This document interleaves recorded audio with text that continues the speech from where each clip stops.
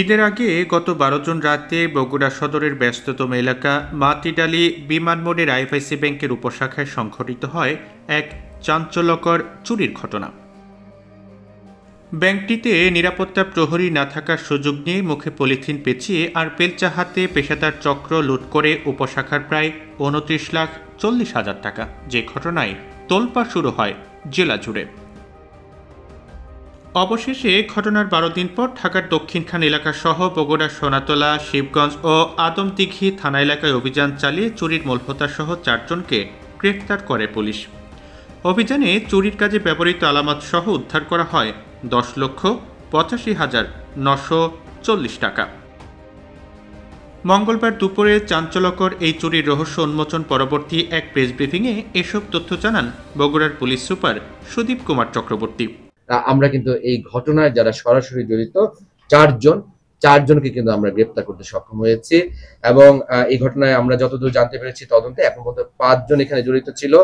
বাকি একজনের আমরা এখনো তাকে শনাক্ত করতে পারিনি। আমরা যে প্রচেষ্টা অব্যাহত আছে এবং এখানে আমাদের এই অভিযানে বিচ্ছিন্নভাবে সর্বমোট 10,85,940 টাকা আমরা এই যে 4 জনের কথা বলছি, জাহিদুল ইসলাম, বিমল রাজভর, বিপ্লব সরকার, মিঠুন ওরফে মিঠু এবং পাবেল, এক একজনের কাছ থেকে কিন্তু আমরা এক এক অঙ্কের অর্থ কিন্তু আমরা সেখান থেকে আমরা জব্দ করতে পারি।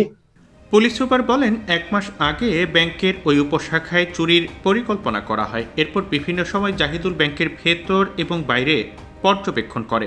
বিমল এবং যে আমরা যাকে শনাক্ত করতে পারিনি তারা ছিল মূলত অগ্রগামী দল, তারা রেকি দলে ছিল।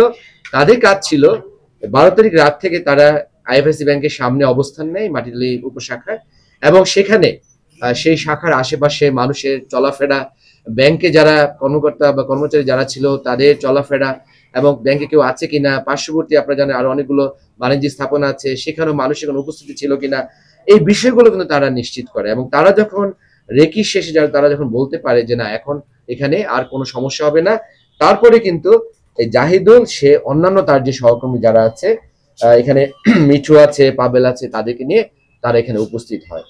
তবে বারবার তাগাদা দেওয়া সত্ত্বেও ব্যাংকের শাখা এবং উপশাখার দুর্বল নিরাপত্তা ব্যবস্থা নিয়ে হতাশা প্রকাশ করেন পুলিশের এই কর্মকর্তা। এখানে মূলত জাহিদুল এবং বিমল তারা পেছন দিয়ে তারা প্রবেশ করে, সেখানে তারা একটি ছোট একটি ছিদ্র করে তারা প্রবেশ করে এবং তারপর তারা ভিতরে প্রবেশ করে তারা সেখানে ভল বলতে সিন্ধুকে প্রবেশ করে এবং সিন্ধুকের সেই তারা তাদের যে টায়ার লিভারটি দিয়ে সিন্ধুকটি ভেঙে ফেলে এবং সেখানে সমুদয় যে সঞ্চিত অর্থ ছিল সেই অর্থ একটি ময়লা ফেলার যে ব্যাগ, যাতে করে কেউ তাদেরকে সন্দেহ করতে না পারে, সেই ময়লা ফেলার ব্যাগে করে তারা সেই মধ্যরাতে তারা সেই স্থান ত্যাগ করে। প্রসঙ্গত, এর আগে এবছরের জানুয়ারিতে সদরের পল্লীমঙ্গল এনআরবিসি ব্যাংকের উপশাখায় সিন্দুক কেটে চুরি ও 27 মে রাতে বগুড়ার শিবগঞ্জে আনসার সদস্যদের হাত পা বেঁধে সোনালী ব্যাংকে ডাকাতির চেষ্টার ঘটনা ঘটে।